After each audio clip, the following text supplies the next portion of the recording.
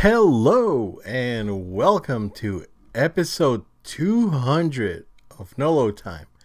My name is Obed Velez, and with me is the most interesting man in the world, Joel Young. It's good to hear your voice for the 200th time on the podcast, my friend. How you Officially, doing? although it's really more than 200. We've Oh, done like a absolutely. few things special here and there, stream and reaction to the events, but as a podcast, it's a milestone, sir. Not every podcast gets to 200. We powered through this for free without a Yeah. Patreon, without asking Yeah. for nothing. We're So, not asking for anything. We do this out as a courtesy to you all. All oh we ask man, is for you guys to subscribe, like, comment, share, all the good stuff that's literally free for you to do. you can So thank us later. throw us some support, guys. Throw us a like, share these things, subscribe, all that good stuff. It Yeah, doesn't cost you anything. that is enough for us, honestly. Yeah. Yeah, uh, Joe. Yeah, man. So 200th episode. We had planned something different for today, but this week a ton of stuff happened. So we're probably just gonna roll with it and do just follow our regular protocols here. But yeah, I'm really excited. I'm really grateful to have started this project and to see it go as far as 200. Like when we started it back in the day, I was like, we'll do this for a year and we'll see what happens. It's Yeah. been 4 years and a couple of months, 200 episodes later, and yeah, we're still around. So Yeah. yeah, I'm just grateful of the viewers that have been with us since the beginning. The ones we've lost, of course, we know, and the ones that have come on board, and the guys on Twitch have been great to us. The guys on YouTube, it keeps going up, and of course, most of our following is in Facebook, on Facebook, since we started the live stream on Facebook. Of course, that's where the majority of our guys are. But definitely a huge shout out to the guys over at SoundCloud that hears through SoundCloud and the other podcast services. That's our brunt is that and Facebook, but Twitch has been really good to us, so can't Yeah. complain about that.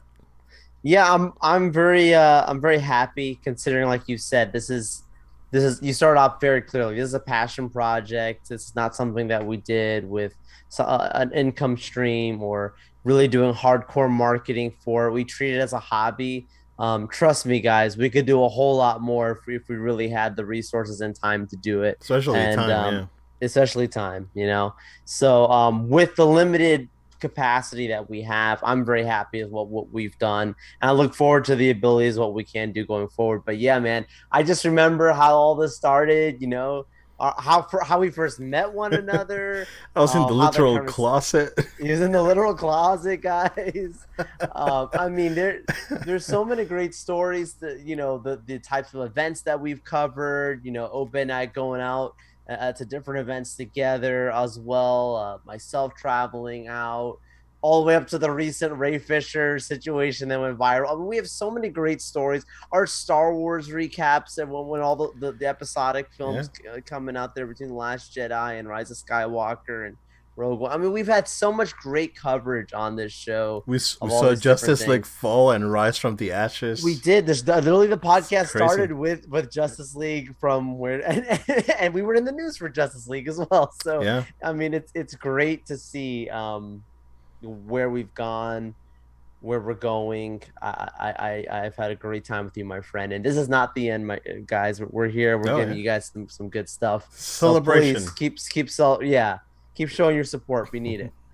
Yeah, and we started with Venom, and then we're going into, I guess, a sort of Spider Verse scenario. So, Who would have thought? oh yeah, man, it's a lot of stuff has happened. It's crazy.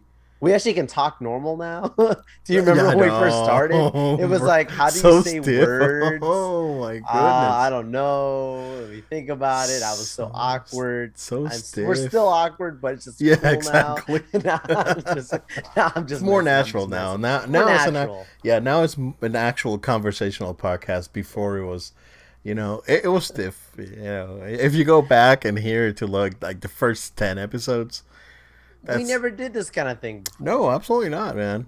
We've Yeah, grown with it. I think the after we did the episode, the favorite games episode, I think after that, that's probably when we sort of started getting to more of a normal like pace to where it's like, oh, okay, so this is how we feel about this thing. So, but yeah, so if you go back and listen to those first 10 episodes, be prepared, especially the first two with like weird audio. Ooh, yeah. Um, oh, remember when our audio got off out of sync a few years ago? Yes. Man, We had the audio fuzzies coming through, and bro, because we were using a different provider at the yeah, time, and we're all glitched up, and then finally we kind of like figure something out I know, because we right? jumped providers like 3 4 times, right? Until we finally settled for Zoom. Like, just throw it out there. Right? You could see it. We It's were. totally It's Zoom, true. right? It's totally Zoom. It Yeah, everyone. freaking Yeah, works, bro. It's yeah. come We were on. using Zoom before the world started Yes, yeah, using yeah, Zoom. yeah, yeah. Because we used it at work, so Yeah. Well, we use. exactly. I'm saying even on the podcast, we used it before. Yeah, It wasn't like yeah, that. yeah. Because we started using it before the pandemic. Yeah, that's true. That's Yeah. true. Yeah, man. At least this solution, the sort of setup we have right now, the Zoom slash hack OBS thing, and sort of works okay. So I'm happy. But Joe, since we said we're going to follow our irregularly scheduled program, let's start with what if for this week.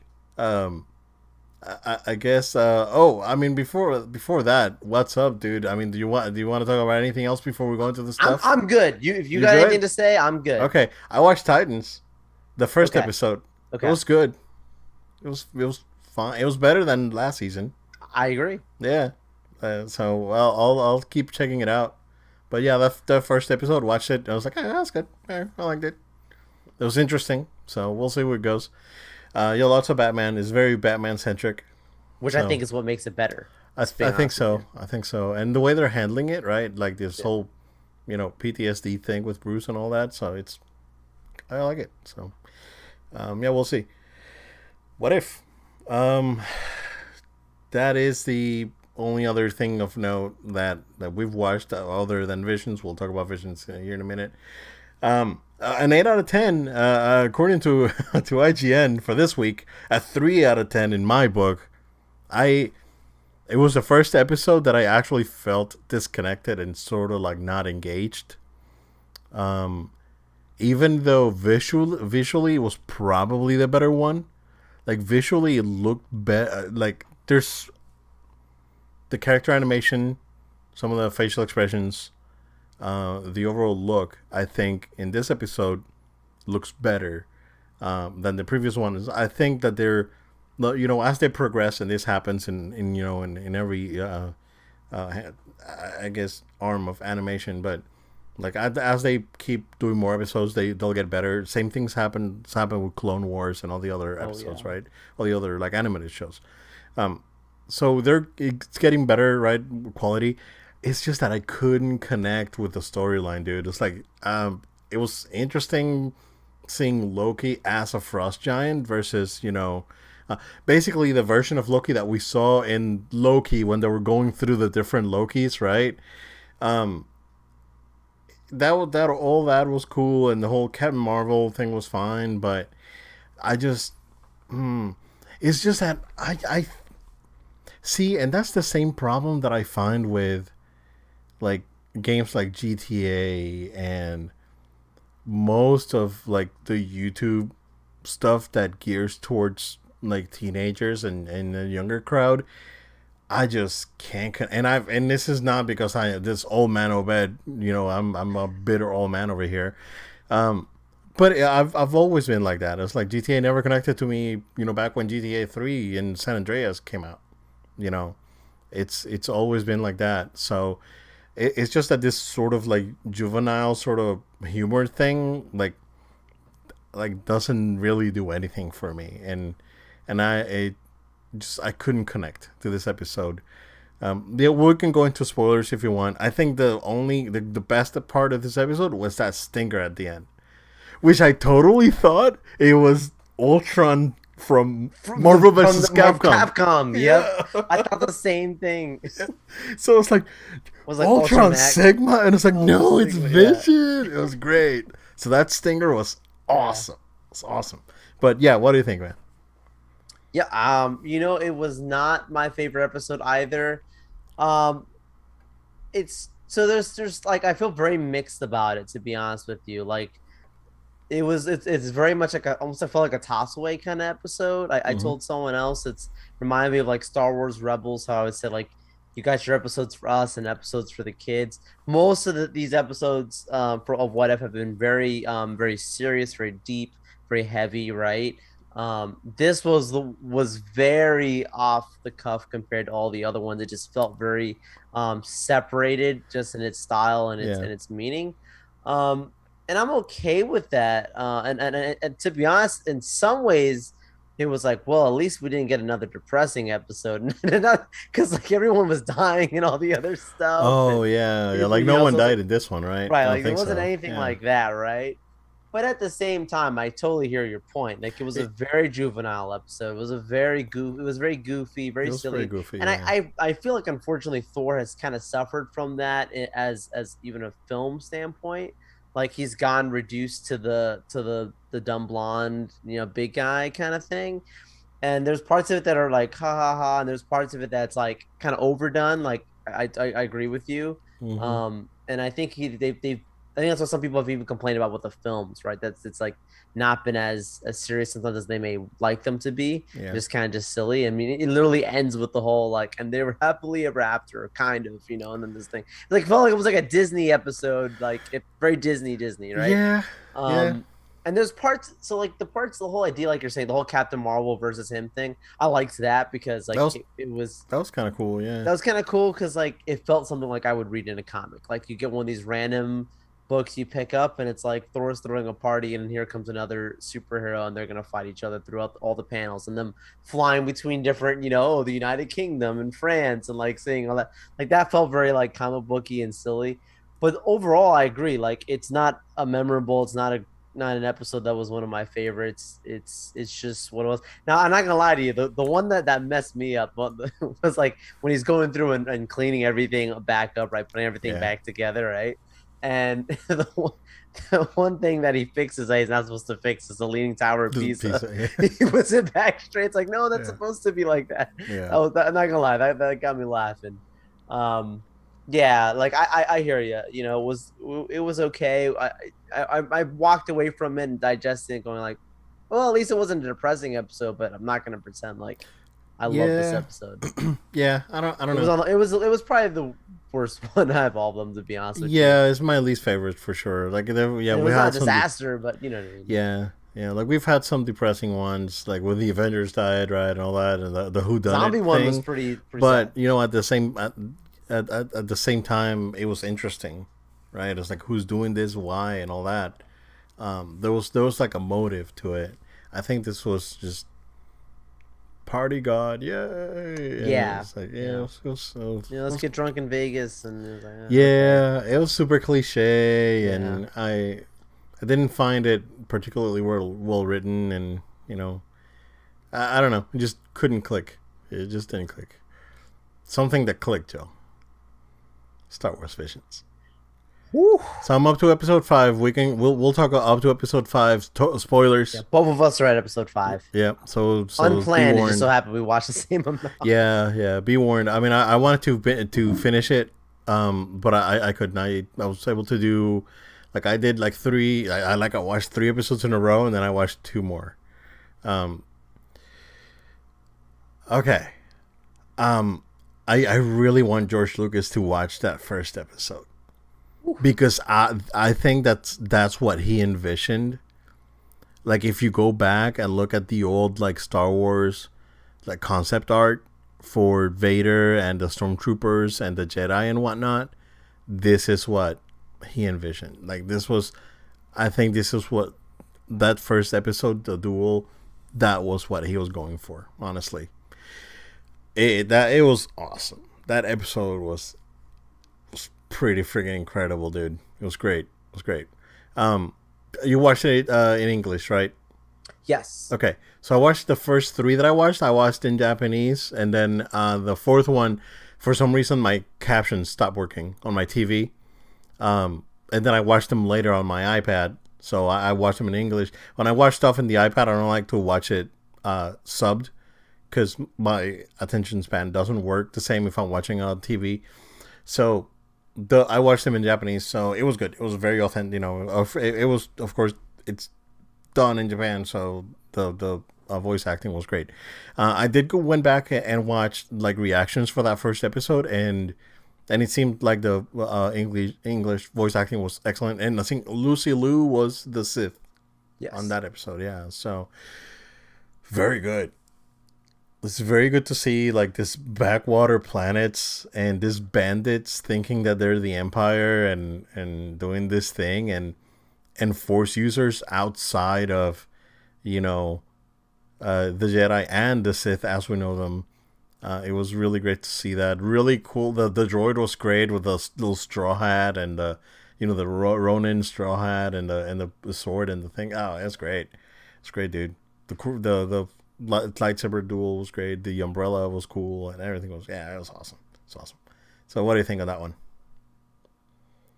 Yeah, the first episode, my favorite so far. And Okay. I will talk about some others because the last one I saw was probably my second favorite right behind it. But yeah, this one just I think it's the style of it, it's the story of it, it's the it's crazy how you could take something that's like not Star Wars and make it Star Wars if that makes sense. Like it feels like something so different than what we're used to seeing with Star Wars, and yet it feels like it's in its right place. And I love just the way that they handled the elements of Star Wars. And I mean, throughout we'll get into it later on, but throughout all of these, like kyber crystals have been a big thing. Like I love that. Like I love that they're keeping the deep lineage of Star Wars intertwined. It starts off with the two of them walking the same way we could see like in A New Hope. And I love like all these little details. Like they all start the same way, in space, panning the back down.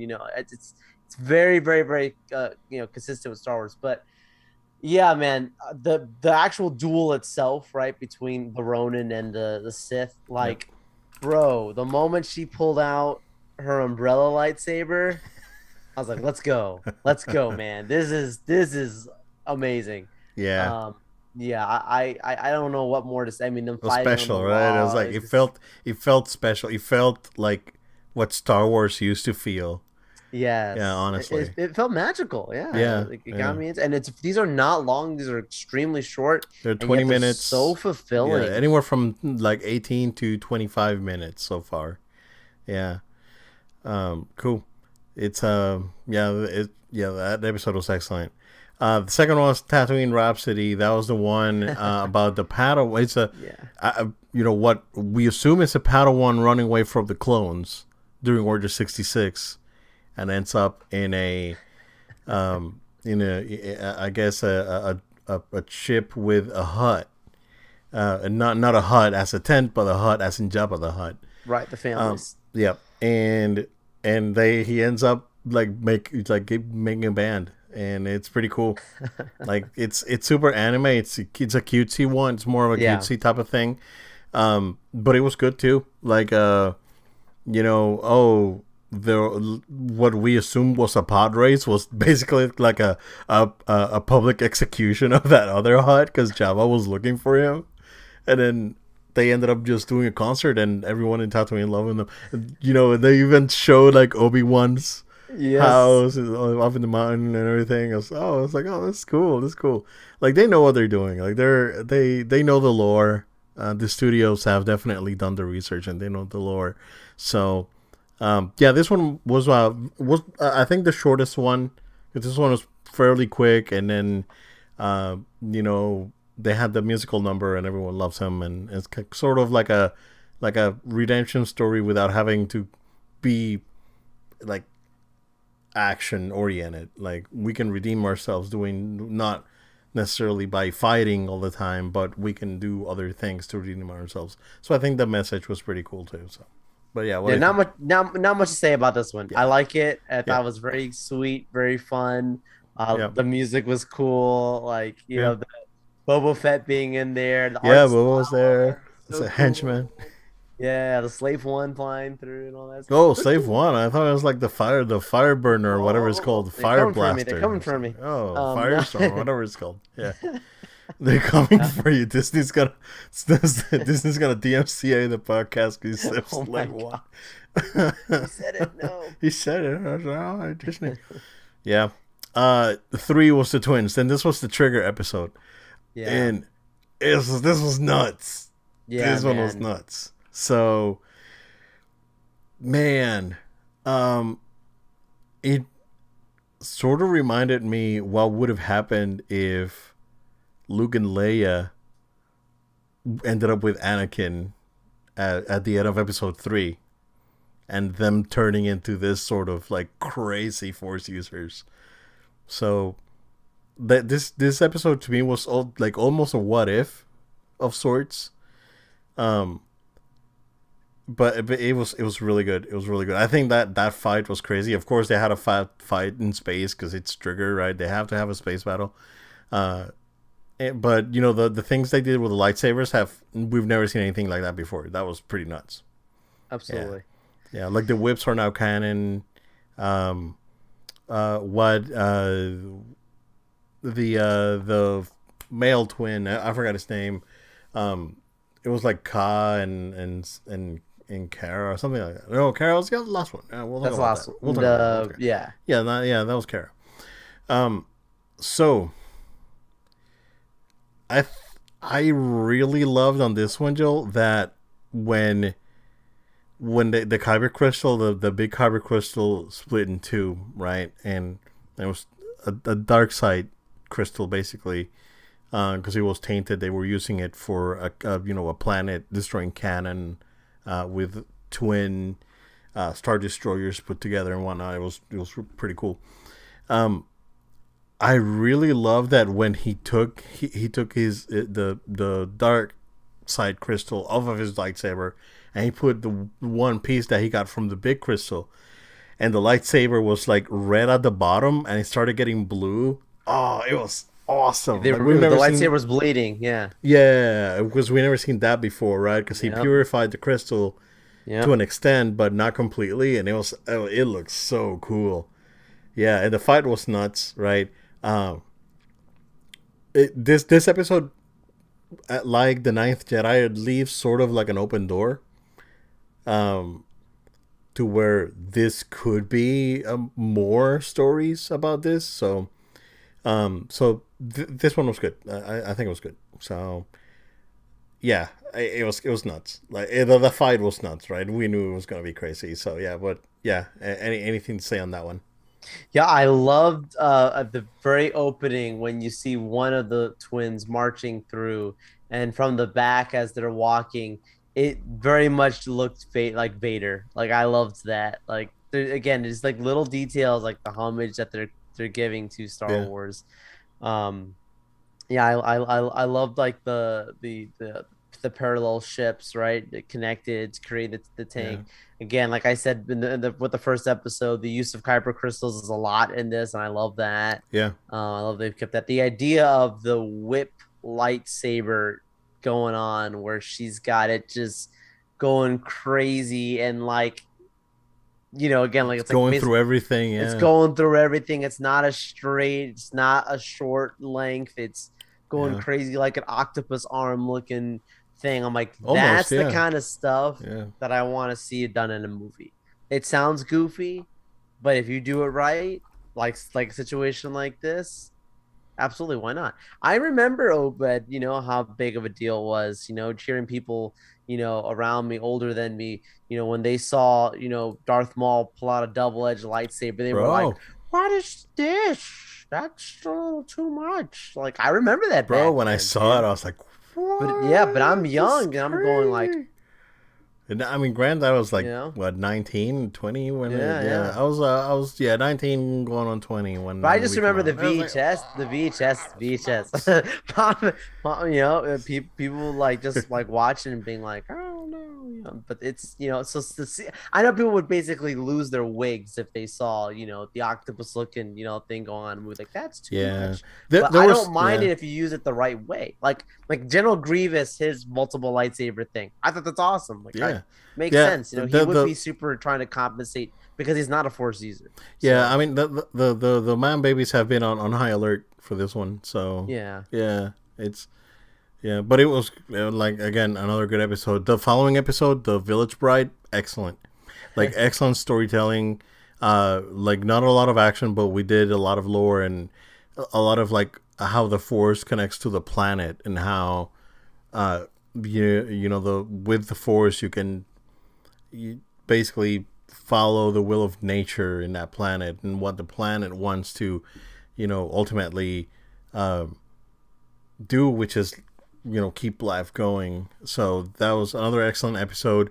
Kind of funny how the villain ship kind of looks like the Falcon, but it's not. Yeah, because it was a freighter ship. Yeah, Yeah, it's yeah. kind of funny. It was a Corellian freighter, so it kind of looks like the Falcon, but with Yeah, like extensions on it. Yeah. right. Yeah, so it was cool. I mean, cool to see a force user with again a yellow lightsaber. We only saw it for a second because this episode was more of lore and character building. But of course, there's an action sequence with a lightsaber. So yeah, very good storytelling was great on this one, and we saw this one was very grounded. Like it was very Earth-like. Like the problems that they were having, right? They were problems that we as Earthlings could relate to, because you get all these things. It's like, oh, going to Tachi Station to pick up power converters. Like we can't relate to that because, well, what are power converters? Right. So we can't relate to that sort of thing. But what was going on here? Basically, it's like, oh, the village had she as like the village elder has to go with this smugglers or whoever they were, because of debt, and these people are trying to get into your village and collect, and They don't even have that many resources, but they're throwing a exactly. party. I was laughing at that, dude. Yeah. They So don't when have exactly. when the girl's like, "Why are we doing this? Should we be doing this?" Like the young Jedi, she's Yeah. like, they don't even have much, and they're throwing a party." Yeah, exactly. Because it was and we had a theme of love other than the Anakin Padme thing, which was we had there was a wedding, there was the whole thing. Like it was very Earth-like, very ground. I call it grounded because it's but you know what I mean. It's like something that we can relate to.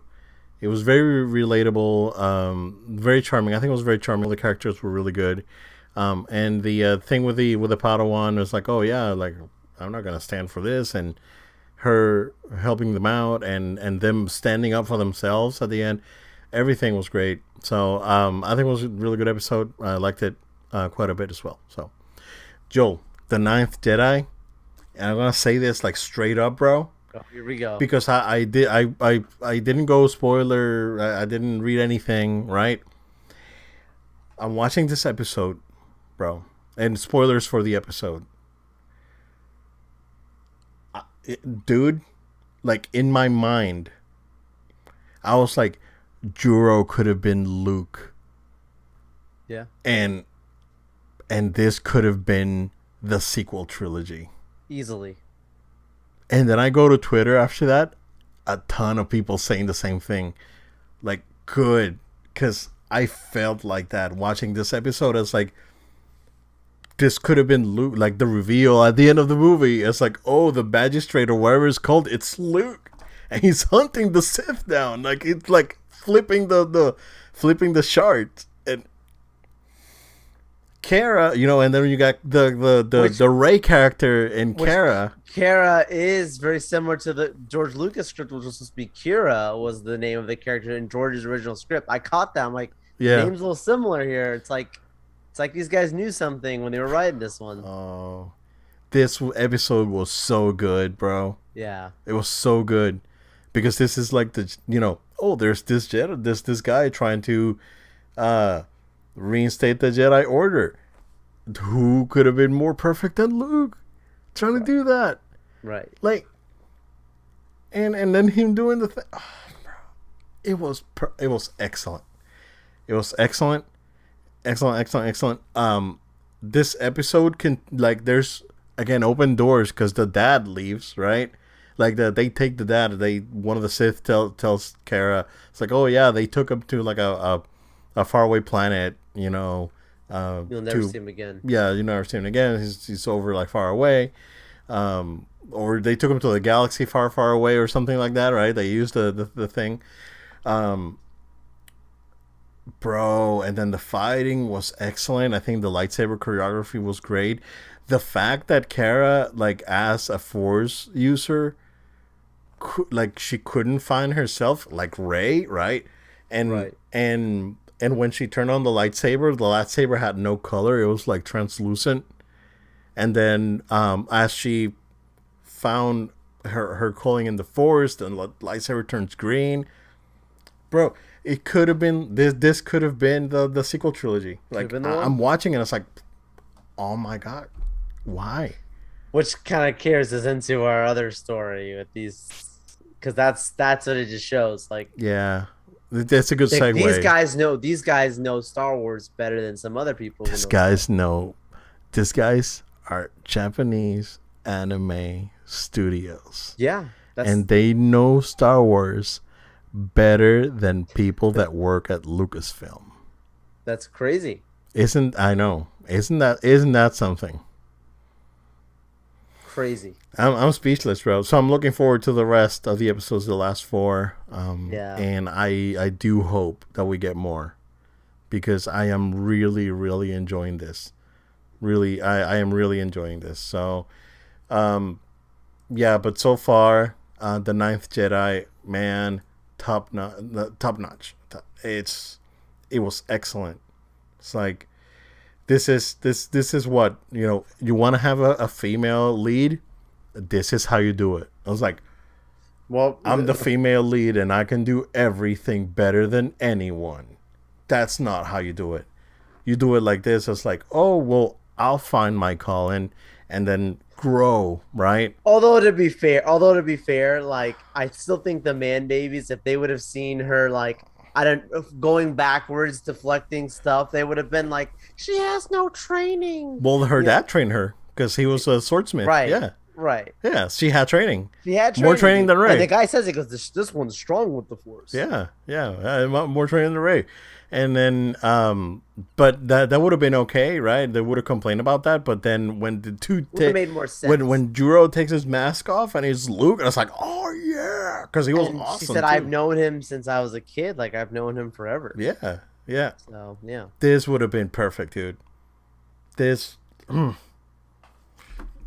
I'm gonna hit myself with my wrist pad here, because it's like I got so angry. I'm so angry because this episode was so good, and this is what should have been.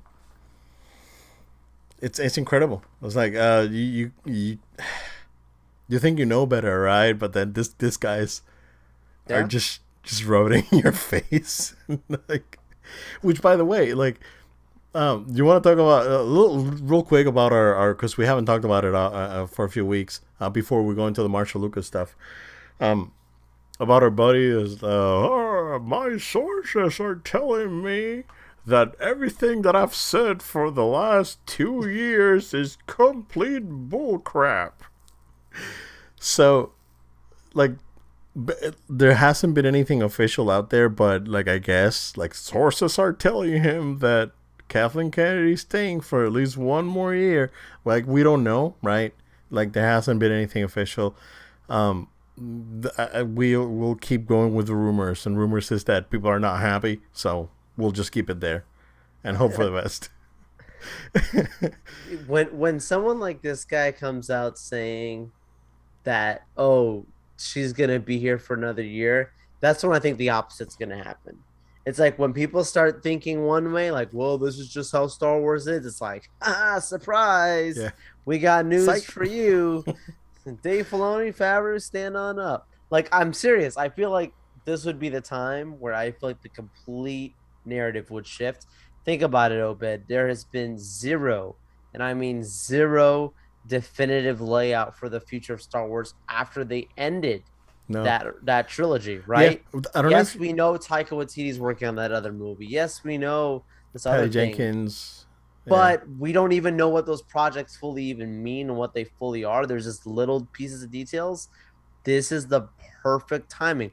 We've got a Star Wars celebration coming up next year. This is the perfect timing to set things up, to make announcements going into a new era for Star Wars. I would not be surprised. I'm not saying this is the case. Don't take it to the bank. Don't hold me to it, because I'm not going to be making videos out there. Sources are telling me. But Yeah. I'm leaning that way right now, man. I'm leaning very bullish on the case of she ain't going to be around in the very, very short term. Yeah.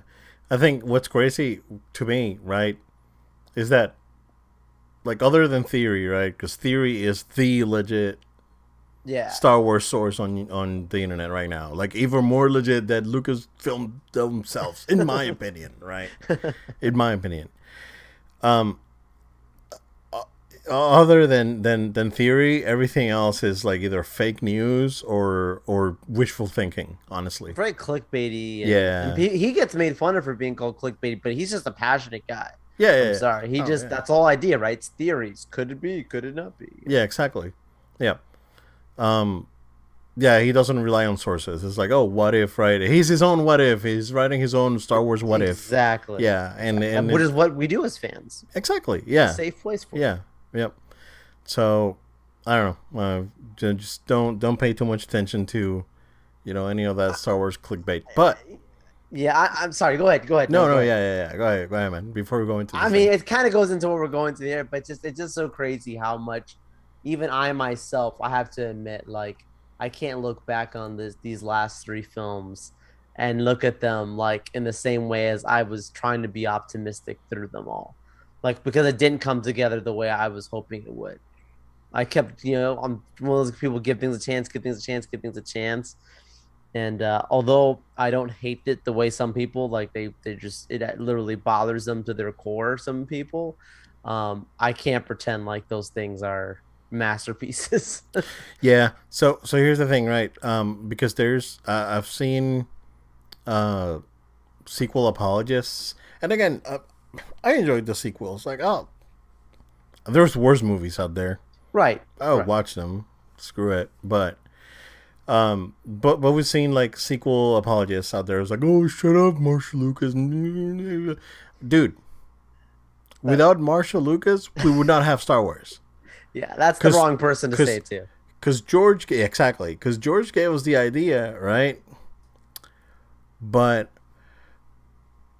so Marshall Lucas is what this dude needed for the Suicide Squad, James Gunn. Someone to wrangle him. See, she knew how to, right. Yep. She knew how to keep it focused. Yep. She was gone when the prequels came out. And you know what happened, right? At least on the first two, right? I think I still enjoy Revenge of the Sith quite a lot. So Yeah. Yeah. But Marshall Lucas is definitely what Gunn needed for that movie. Someone to wrangle him is like, you listen, this is not gonna work, and even if they say no, do it, just do it anyway, because that's what she did on A New Hope. And you know that there's like hours of like cut footage from A New Hope out there, like Luke going to Tachi's station and picking up power converters and talking to Biggs and the other, and this whole thing, and oh, look at that, so oh yeah, it's an Imperial Star Cruiser, and all this deleted scenes that you probably have no clue that what we're talking about. Is like, Yeah. there's dialogue that you've seen, and Biggs' wife or whoever she is, and all this stuff, right? So like, she was the one to keep the movie in focus, and it's like, because George cut it first, Mm-hmm. and the cut was awful. Everyone said it was like this movie's terrible, and then she recut it, and then everyone liked it. So come on, I respect the lady, dude. Absolutely. Honestly. So there's a book that came out about one of the producers that worked with Lucas and Spielberg, among others, and worked with Kennedy when Kennedy was Spielberg's assistant and all that. So basically, Marsha in the quote saying that she knew Kathleen, and then she was really smart, but at the end of the day, and I'm just looking for the exact quote. I got it right here if you want. Yeah, go ahead. Yeah, I Yeah, found it, but yeah, go ahead, man. I gotcha. Yep. She says, I like Kathleen. I always liked her. She was full of beans. She was really smart, really bright, really wonderful human. And I liked her husband, Frank. I liked them a lot. Now that she's running Lucasfilm and making movies, it seems to me like Kathleen Kennedy and J.J. Abrams don't have a clue about Star Wars. They don't get it. And J.J. Abrams is writing these stories. When I saw that movie where they killed Han Solo, I was furious. I was furious when they killed Han Solo. Absolutely, positively, there's no rhyme or reason to it. I thought you don't get the Jedi story. You don't get the magic of Star Wars. You're getting rid of Han Solo. Lucas says in the book. Yep. So, like, it's the same disconnect that we've been talking about for years now. So, yeah, like I respect her opinion, right? I know, like, if you're an apologist, and I know that the fandom menace is behind her words, 100%, right? Um, you may not like it, but ultimately it's the truth, right? The truth doesn't have to. You don't. The truth is the truth, regardless of whether you like it or not. It's one of those things. So, unfortunately, like we said when we were talking about the Ninth Jedi, there's people out there that know more Star Wars than the people running Star Wars, and that's Yeah. where the problem comes from. So, um, yeah, it's gonna be interesting. It's this thing went viral over the weekend. It was everywhere. People did reaction videos and commentary on it. We're just getting to it now because it's of course the podcast. So, um, yeah, man, I think that they're onto something, and you know the way they discarded George's idea, which they talk about in the book. It's like, oh, George came up with all these ideas and all this stuff, and they did nothing. And how they really did not respect like the fans, and didn't respect the actors that were in the original movies. Like, we wanted all of them together in the Falcon doing something, like, take us back, right? And then they decided to play this thing and not do what the fans wanted, and ultimately it just blew up in their face. So yeah, I mean, I think there's hope. There's a new hope between Visions and what Mando and Book of Boba Fett, and what Favreau is doing, and Filoni with the animation. I think there's hope. It's one of those things that you just can't. The people that are against what Star Wars really is, just unfortunately, in my opinion, need to move on and do something else. Like, if you're coming in to change stuff, change it for good. Don't change it to be divisive just for divisiveness sake. Just Yeah. do the right thing.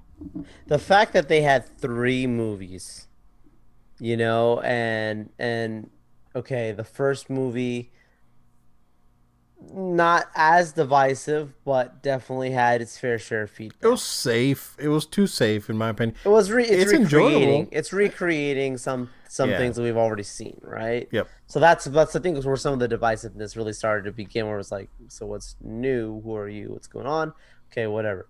You get the second movie, And that's where people start losing their minds because especially the Luke Skywalker stuff, right? They're like, what? Like, this is it? That you just thought that's the end of Luke? I remember being in the movie theater thinking the same thing. When the moment Yeah. he's, sitting up there and he just, disappears looking up at the suns, I was like, okay, I did not see that coming. Like, why did he literally just ghost everybody like that? Literally, He literally literally. ghosted He everyone. just literally ghosted everyone. Like no one, it wasn't like he had like a heart attack or something, like he's Yeah. just there in the force and that killed him, like this most powerful Jedi. Like he does an astral projection and then just goes out from that. It's kind of odd. Um so I could like, you look at that, right? It's just like it's funny. Hindsight is 2020, right? And then you get the this last one, The Rise of Skywalker. And it's like this was your attempt to try and fix everything. This movie, it really doesn't. It feels like they were just trying to end it, and Hurry, we that's gotta end this thing. right. Like we gotta just It's stop like it me because flying. It's like me flying through that last section on Zelda Skyward Sword. Like I just gotta end this thing. just it's gotta be done, Yeah. and I guess there's some things that happen that's like that should never have been allowed to have happened or should have been included and weren't included. So are there moments of those movies that I'm like, yeah, I really enjoyed? Yes, some really nice memories, but I, she hits the nail on the coffin where she's talking about like, look, Yeah. she's like, I'm not trying to make this personal about Kathy, but when it comes to Kathy and JJ and Star Wars, she's like, I don't want any piece of it, and she has a right to say it. Yeah. So if anyone's gonna say it, I respect that. I don't know if it's on this article, but Theory went over another portion. I don't know if you've heard about it. Um, that they were at a dinner, and she was there. Marsha was there. George was there. Um, and Mark Hamill's wife was there, and they were waiting for Mark to come in. And Mark came in with Kathleen and someone else. I can't remember exactly who it was, but and then George like pulled Kathleen to the side, right, during the dinner, and they went and kind of like sat on a bench, and she said, and basically what they say in the book is that he seemed like agitated. Wow, So yeah, wow. yeah. So Well, I yeah, know man. that Theory has said before on his channel that he knows people who are like directly, I don't know if they're reps of George, best friends of George. I don't know who they are, but they basically are in direct communication with George. They have a relationship with him. And they all say the same thing. Like George is very unhappy. He's Hmm. very not happy with everything going on. So when you hear stories like that, you can only imagine. And it's not like George is the kind of person where he's gonna be upset and he's gonna be like, oh, there's nothing I can do about it. Like he has a phone number directly to these people. That was a part of the deal, right? That he could still Exactly. be able to reach out and they could reach out to him. Yeah. And so he has done that. So he's just the hardest part for someone like him is that he just can't publicly come out and say stuff because of the kind of deal that he has. He can't come out and be like, listen, this is what's up. So Yeah. I feel bad for him. I do feel bad. I I do do, feel bad man. for George a lot. Can you imagine? She I can mean, this lady can say this and I'm so happy she did. yeah, But like I'm in no position to complain, right? George got $4 billion out of this. yeah, right. He's not Like, poor. right. I'm not. I don't feel necessarily bad for him, right? But I do feel like, yes, I got my $4 billion, but I What did it put so cost? much on the line, and I, did all this stuff and all this work. Yeah, I got the compensation out of it, but you're throwing my work in the trash. And maybe to George, I, because there's pictures of George. You saw George at I saw downtown George. Disney back or house Disney Springs. Yep. There's pictures of George eating at like food courts, and like he to me he probably doesn't really care that much about the money, right? Nope. I think he cares more about his legacy, and that's the problem, that they're messing with his legacy, and I think that is what it's kind of like biting him a little bit. And yeah, I mean, we'll see. I hopefully the guy. I know that. he seems very friendly and very happy with Favreau, and every time he's in the Mando like sets, you can see him that he's like super excited. So Dude, every time I see that picture of him holding Grogu, Grogu, I like him holding the child. like the Like, baby, oh, it's Papa Star Wars holding Papa Star. yeah, holding the new Papa hope of Star. Star Wars right Yeah, now. basically, So right? what it's so profound. No, hope is not lost for Star Wars. People talk doom and gloom and like Yeah. oh, it used to be great and what they've done with it is terrible and that's it. And I'm sorry, I refuse to believe that that's the case. I think that the future is very bright for Star Wars, and it's because of people like John and Dave and the team that are working on those projects that make me continue to believe that we'll still have some things that are just going to be great. It's unfortunate that out of the Skywalker saga, we will always have something that wasn't what it should have been.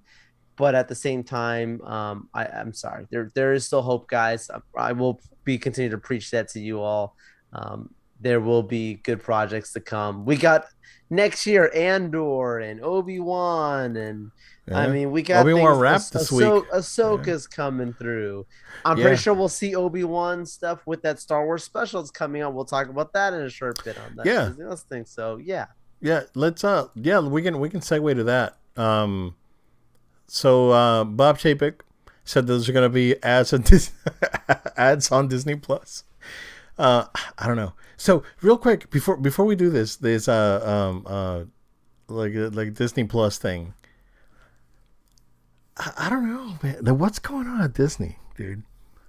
Oh, like just as a company or as the parts? As a whole, like it Yeah. seems like every like there's the Kathleen Kennedy stuff. There's the comments that got out today from some lady from Marvel saying that X-Men wasn't very correct. And and then we got the park stuff, and then we got people climbing Cinderella's castle and all this and trash and a DJ at the train station on Price hikes and price hike. Yeah, Disney Genie. what's happening, dude? Like, not to mention, like we're guys that we're thankful, but we always keep our ear on the ground, Yeah, right? yeah. And like if you look for like at jobs at Disney right now, it's like a billion years experience, or it's like, dude, it's insane. Like they are kind of like, I don't know, man. They're kind of loopy, bro. They're like, it's I like, what's agree. happening? Yeah, I agree. It's just stories that are coming out right now are like completely wonky. I mean, the stories of the fight on the boat and the guy with the Oh, hatchet at the park that was rubber or something. The Man. people in the water. I mean, the park side has just been an absolutely, to me, it's the business, like how they've, like we're talking about, like the businesses they made that's been pretty bad, like how they've postponed opening up new certain rides and construction on them, and then when the whole world Yeah. was shut down was their chance to literally finish rides, and they said no, we'll wait on that, we'll put our money elsewhere. They had the capital open, they just decided to hold off and not live under their means, right?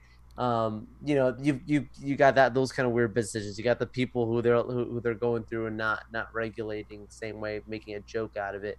You've got the business side of the executives that are being problematic. Rob Chapek making comments about what's the ride Splash Mountain, and saying that it's like, I forget how many years old, and it's like, he's like, oh, it's like It's a like 30 years 70-year-old old. ride or something crazy. Yeah, and it's like, that's not, the parks haven't even been, like, what are you talking about? Like, from the people from the top basically down to the bottom having some very odd. Yeah, Splash storylines. Mountain opened in like late '93, I think, or something like that. Yeah. Because I remember the first time, like the second time that we came on vacation, like '94, it was open.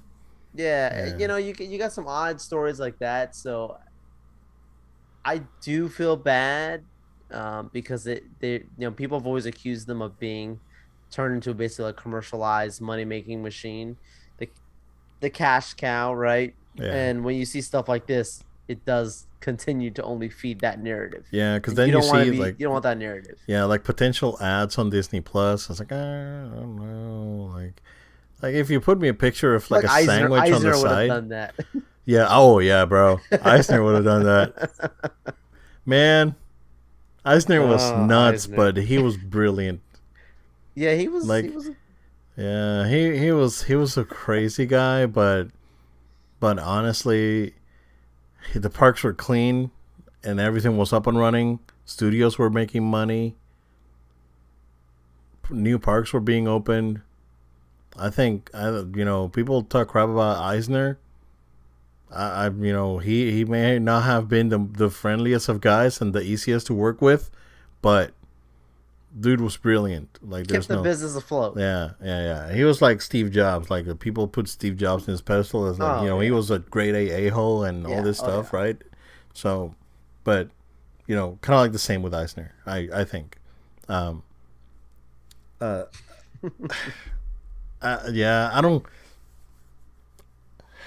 know. I don't think Chapek has the testicular fortitude to go through with some of the stuff like Iger did. Iger's I think still Iger was technically a consultant these days. How does that even? Because I mean, he still was like pretty chairman. big last year, and then Yeah, he like came back in to help a little bit, but really he's hear still much chairman. anymore. Yeah, but the thing with Iger is that he was very strategic.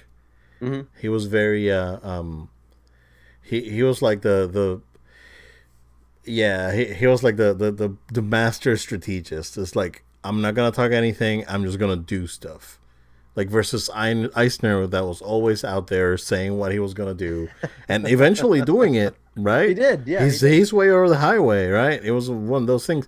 And if you I don't know if you had the chance to go through the attractions thing, but once you get to like the Tower of Terror, that's like a lot of Eisner on that one, and it's like, bro, like yeah, my way the highway kind of thing, and that's how I roll, He and made it happen. exactly. But he made it happen, right? I don't know, like I don't think I don't think Chapek was probably the right man for the job. If I'm being honest with you, um, like I know some of the former execs here in the Florida campus, like Metcroft, and she moved up to something else. I don't know exactly what she's doing right now. She was the president of WW. Um, but that kind of people may, in my opinion, right, based on how they ran the business back when I was at Disney and I was aware of them, better than probably Chapek. Like I never heard of Chapek when I heard of Chapek when I was working my that contract a few years ago, like seven normal almost 8 years ago, working that contract at Disney, and I remember him being on calls with Oh us wow. for Wow. crap for merchandise or no, not licensing, but product like the consumer products basically. Yeah, like yeah, he was in the calls for Disney consumer products, and I remember him because he was the president of consumer products back then, and we were on calls with him because we used Wow. to do like the closing calls for days and weeks and whatnot, and every once in a while he'll join in. Like he was very involved with the business, right? Sure. Because he was, even on closing calls, he will just jump in and hey guys, he seemed like a Wow. nice guy, but Wow. he probably just he doesn't have the strength to like make the hard And choices, right? yeah, maybe So the leadership route is a struggle like of yeah, this level, and it's not an easy thing to do. Like we're it's not. No, criticizing the no, guy, but like, I know. look, make me the CEO of Disney, and I I'm wouldn't not gonna have a pretend clue like what it's the an heck easy to do. thing. It's I like wouldn't know everything, it's you like put me know. CEO at Disney. It's like free ice cream for everyone. Right. It's like, that's the only thing I can think Right. of. And kick out the crazies. Yeah, exactly. I don't know. I don't know, Background man. checks before Right, going to background Disney. checks. Yeah, yeah. Passports. But like, look, sorry. Look, what Bob the second is Chapek, yeah. doing these days, Bob and JPEG. Bob from Bob and corporate. Bob.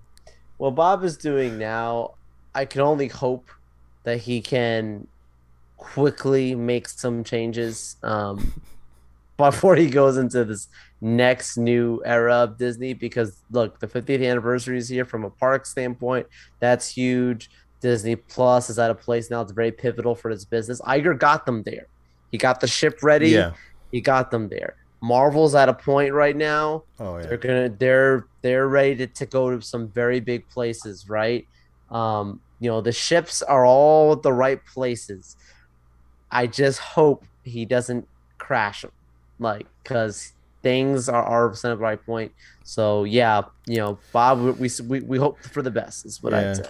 But as a wise man said, I have a bad feeling about this. They say that so many times in Visions. I'm like, oh man, all the Star Wars puns, man, statements is Man. great. Okay, so this Disney Plus Day, November 12th, Shang-Chi and the Jungle Cruise are going to become available on Disney Plus alongside a bunch of animated stuff. But I think the biggest thing is that they're going to have like a behind-the-scenes Marvel Star Wars thing. I don't know exactly what it is, Joe, but you can give me more info on it. Yeah, so they're calling a Marvel special and then a Star Wars special sneak peek. Excuse me, they're calling them, Oh, right? okay. I was gonna say, it was Special like, sneak peek. Is this a holiday special? Yeah, 'Cause yeah. It's November 12th. It's true, right? It would be the time to do it.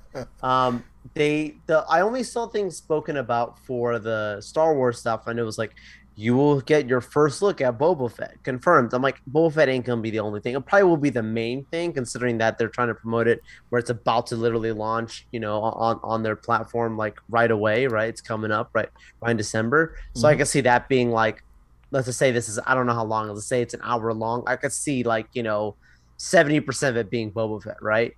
But I'm pretty excited because I feel like this, with a sneak peek like that, you get some Hall H Comic Con style reveals. I feel like we could get a really good look at Obi-Wan. I feel it in my gut, man, that we will see something with Obi-Wan in that sneak peek.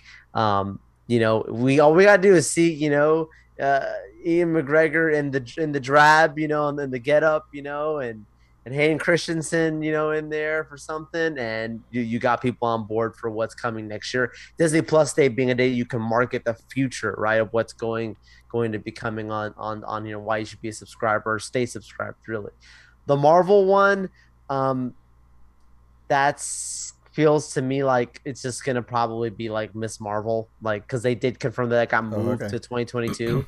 And that was Yeah. supposed to come out the end of this year, but it seems like Hawkeye's going to be the closer, which would have been, it was sad because I would have liked to have seen, I would like to have seen them do the whole Star Wars Marvel going on at the same time, not trying to do Hmm. one or the other at a time. Well, they're like they gonna because started off with Hawkeye comes out November.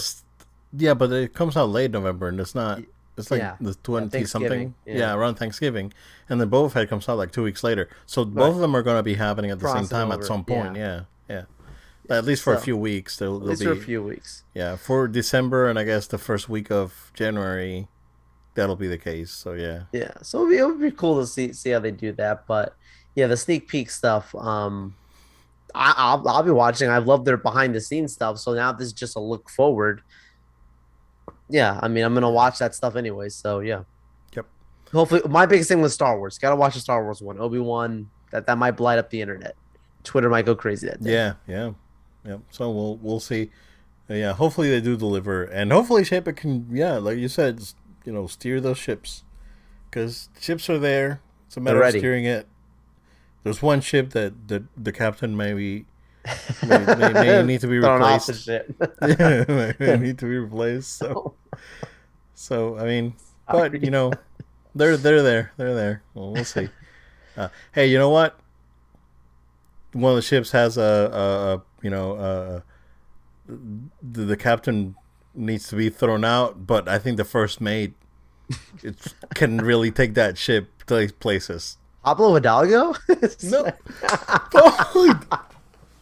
All right. Well, we want to announce that episode 200 is the last episode Last of No. episode. I didn't know you loved Pablo. Sorry. Oh no. I had to. Pablo's not the number 2, bro. In his dreams.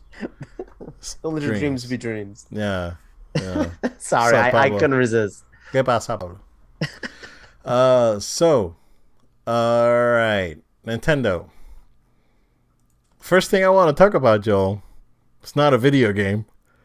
I want to get your impressions on the announcement Yeah. for the voice cast of the Super Mario movie coming out December 21st next year. I am very much looking forward to it. Um, yeah, it's an interesting choice of people here.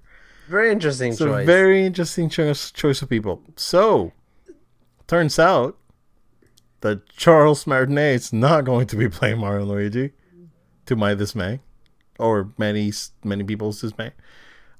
Chris Pratt is going to play Mario. It's very interesting. Now, that said, right? Because it doesn't sound like Mario.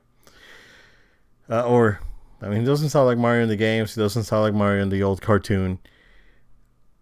That said, I already saw a lot of people like dumping on him. It was like, it's crazy.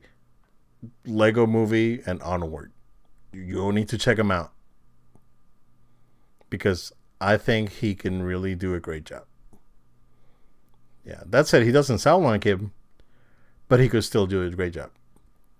Because Onward, he was excellent in Onward, and he was excellent on Lego Movie. So that's all I gotta put out there, right? I'm really excited about Charlie Day playing Luigi. That was like, yeah. I saw it. I was like, yeah, that's cool. I like it. But Jack Black playing Bowser, I don't know how I feel about that. I like Jack Black though. I do like Jablinski. Jack Black. I like Jablinski a lot. But as Bowser, I don't know. Yeah, I guess we'll have to wait and see. Anya Taylor-Joy is playing Peach. That's a good choice. What's interesting, Joel, is that this movie is going to have Donkey Kong, and Seth Rogen's going to be playing Donkey Kong. That's another very interesting choice. And then and Keegan Michael Key is playing Toad, so I can't wait for him to mess up the names and say it's like that's not your name. Tell your name. It's like next time. Yeah, next time you say your name right. So that's gonna be interesting too. That could be very funny. But yeah, those are like the main characters. They did say that Charles Martinet is involved, and he's going to be providing surprise cameos. So maybe Wario, maybe we'll get a Wario cameo. Waluigi. Yeah, Wario and Waluigi. Yeah, I guess we'll wait and see, right? Shiggy came out and said, "Hey, so it's not ready for you guys to see yet, but please be excited." Um, so if Miyamoto he didn't look concerned. And there's stories about him being very concerned with the old '90s movie for with the old Super Mario Brothers movie that came out in the '90s. So, he seemed okay. Like he didn't seem to, yeah. And you can tell like that's a big sign because he is as cautious as Walt Disney was with his stuff. Like this guy, like you don't understand, right? This is freaking Shiggy. Like he would say that he sucked to change something. I was like, oh, remember that thing that Mario used to do that I made? No, that thing sucked. Let's make it new. Let's make it different. That's how crazy he is with Mario. So, like he seemed okay. He didn't seem like he was gonna have a heart attack. So I'm good. I think we're gonna be okay. I think we're gonna be okay. Yeah. So, but what do you think of the cast, man? Yeah, I mean, like it doesn't really bother me that any of the casting choices. When Charles was at MegaCon, he was making it clear he couldn't talk about the movie. That made me know, like, oh, he's definitely involved in it. But Yeah. I think we all just assumed his involvement meant that he's going to be playing, you know, actual Mario, right? And it's like now that I think about it more and more and more, it's like, how are you gonna sell a Mario movie to the casuals, not the Mario Yeah. fans, but the casual movie going audience with and starring Charles Martin? Like they're like, Charles who? You Because know? yeah, okay, if you play your moves right, this could be like freaking minions, dude. Like this could be Right. big, right? No, absolutely Yeah, right. You're yeah, absolutely right. And I think that's the point, right? Like you have to look at this also from a business side and say we have to entertain people with people that people go out to watch their movies. yeah. Chris Pratt is the number one guy you choose if you want to have people, you know, go out and watch a family, you know, blockbuster film. Like it's you know, regardless of what people say about him on the internet, the money doesn't lie. Like, Yeah. you know, he does Jurassic Park, tons of money. You know, he does Lego movie, tons of money. Like these things tend to do well, right? Guardians of the Galaxy, whatever, right? Yeah. So yeah, he's not gonna sound like a little Italian plumber. You know, that's something that's like hopefully they don't make it weird, right? Where it's like trying to do an accent or trying to like not Chris Pratt trying to be Charles Martinet. You know what I'm saying? Like I hope that's not the Yeah. case. He's not doing an impression. Yeah. I hope that's not the case. We'll see. We'll very much have to wait and see. I would Yeah. like to see though, like them use Charles just to do the iconic stuff, yippee, and those kinds of things, you know, that he's got to Oh do, yeah, right? yeah. Let Chris do the regular talking and let Charles do the iconic stuff, you know, whatever, right? Oh, Like let him that's do that kind yeah. of stuff. So, Yeah. That you know what? I didn't see it like that, yeah, and I think that's a very wise choice. it If makes you would sense be when you really, really working with the think movie, about it. yeah, I agree. I agree. Like I didn't see that right. Maybe Charles Martinet's cameos are not characters and they're like voice clips. Like Right. Luigi gets scared, he goes like, "Wah," It's and all that. right. It's Yeah, like yeah. Lou Ferrigno doing the Hulk stuff in Yes, Avengers, exactly, right? You know, you got exactly. Mark Ruffalo doing his other stuff, and when Yep, Hulk's talking, it's Lou Ferrigno. I agree. That could work. That could work. Yeah, I could see that happening. Real quick, Joe, because we are kind of running a little bit over It's here. episode 200, It's guys. It's episode a party. 200, yeah. But there's a few things. Biggest one, they finally showed Bayonetta 3 after like over 1,000 days of not talking with it, like 4 years of not talking about Bayonetta 3. It looked to me, Joe, that they're making it a little bit more family friendly. Yeah, There's yeah. no religious imagery, no blood. Yeah. They seem more alien like, the enemies. They didn't look like, angels. It's it seemed like they're sort of making a turn and making it a little bit more family friendly, right? Um it Interesting. I did think it was Astral Chain, because the character, the monster design kind of looked like Astral Chain, and I was watching it with my daughter, and I was like, oh, it's Astral Chain too, and yeah, okay, and then the dog shows up, right? And it's like Right. that's the mascot in Astral Chain. So I was like, oh, it's Astral Chain. I was like, it can't be. Like this looks, and then the time slowed down. I was like, oh no, it's Bayo. So yeah, look good. Look good. Like finally, we get to see this game. It looks like it's running good. Maybe it's probably gonna make your Switch blow up, but it looked good. It looked like it was running okay. So yeah, I'm excited. I'm excited. I actually went after watching the trailer. When I was like, how much is a copy of Bayonetta 2 on the Switch?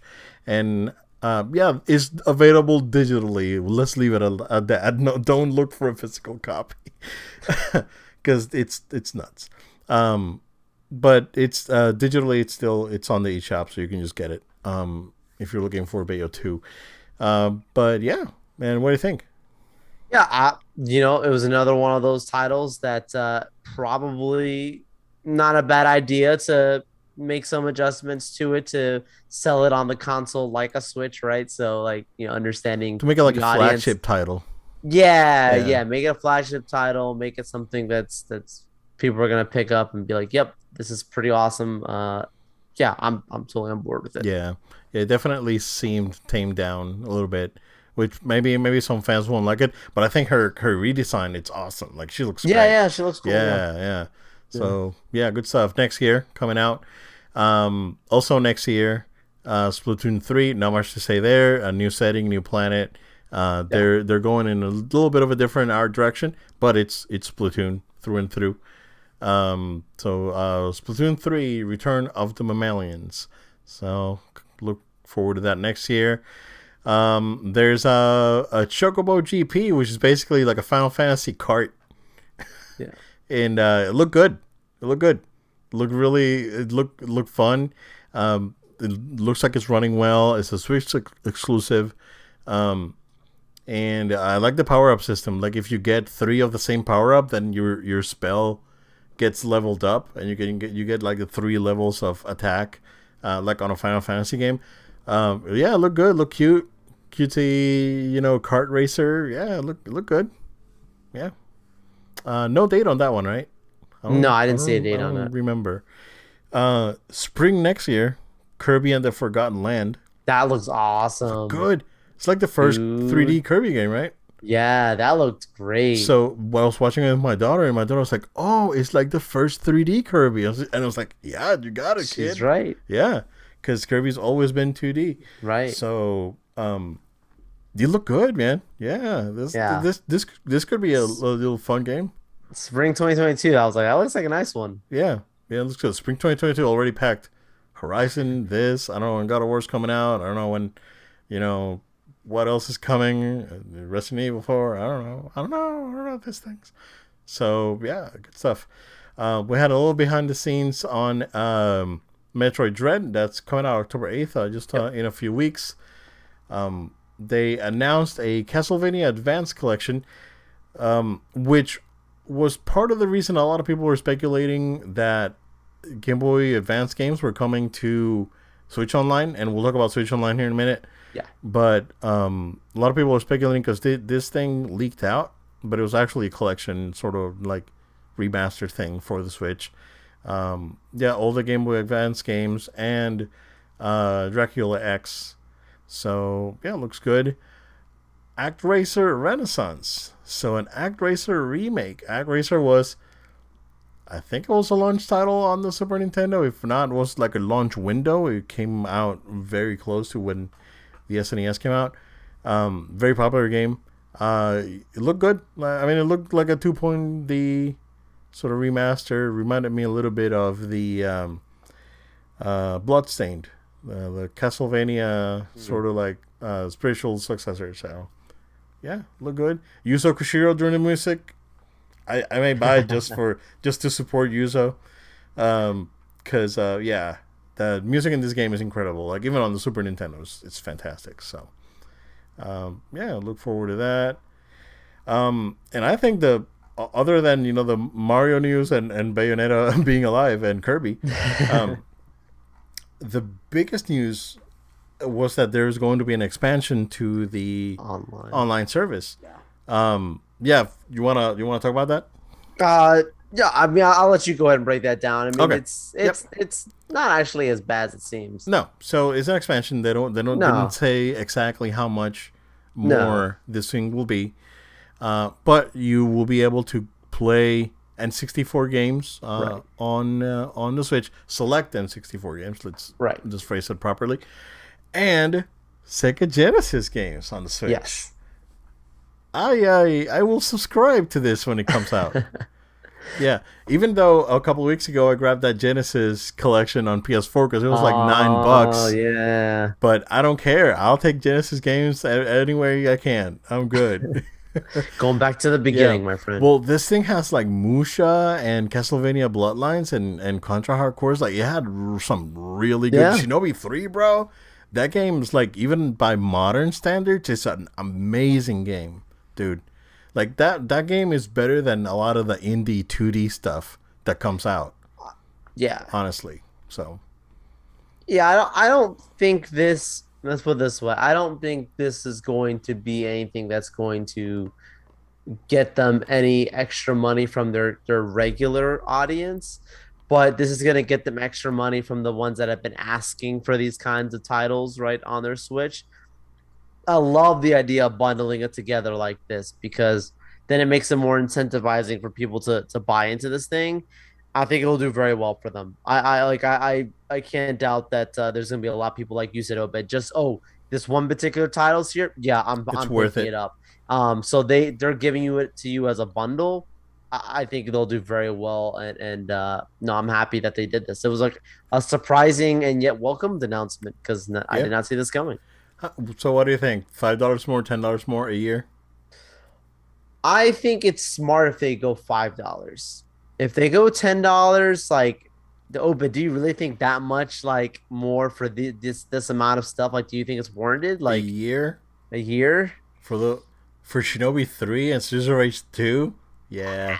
You say yeah? Okay, Yeah. okay. Yeah, I mean, if you say yes, then To I'd me, say yeah, bro. Like okay. I can play. I have Shinobi 3 on PS3 and on PS4 now.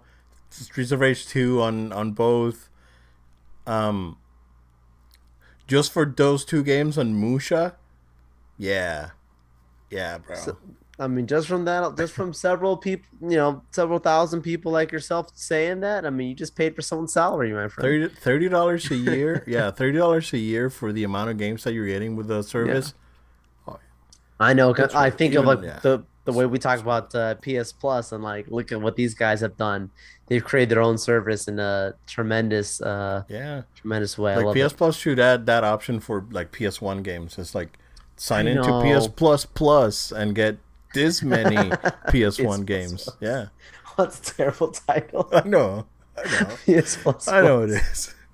PS Plus Plus. It's like C plus plus or Oh yeah. my gosh. Am I coding languages now? Yeah, exactly. Yeah. PS PS Plus Ultimate. Oh, there you go. Oh no, is there the Xbox Game Pass Ultimate? It's already Ultimate. Yeah. So PS Plus Premium. Oh, there you go. It's a Oh, good name. buy it from us, Sony. Let's go. Yeah. We'll sell it to Yeah, you. call me up, Sonny. Still waiting for that phone call. Still waiting for the check.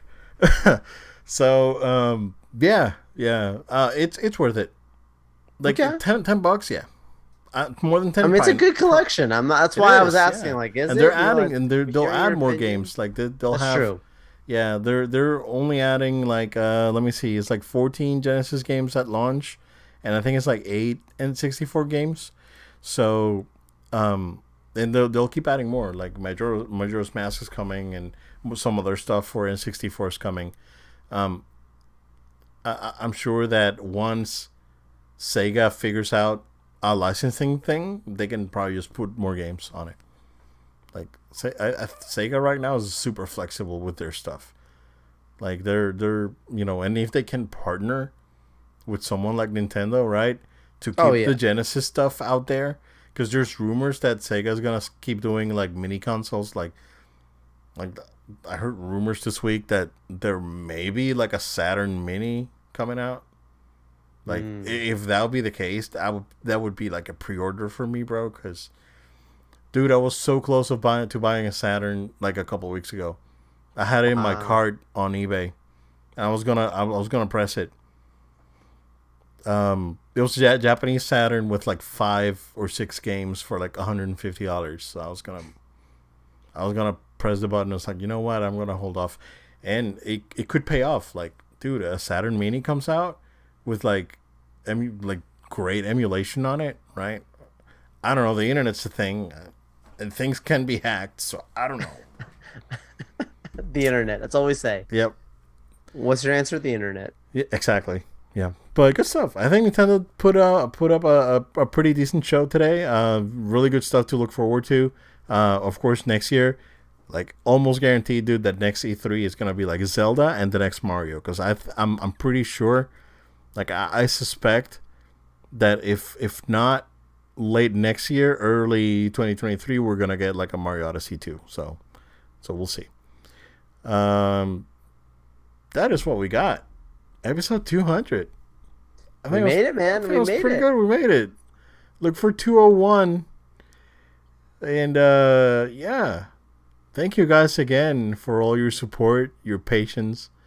Um, you know, keep the likes coming, keeps the subscribes coming. Like I said at the beginning, we don't ask for anything. Just like and subscribe. That's it.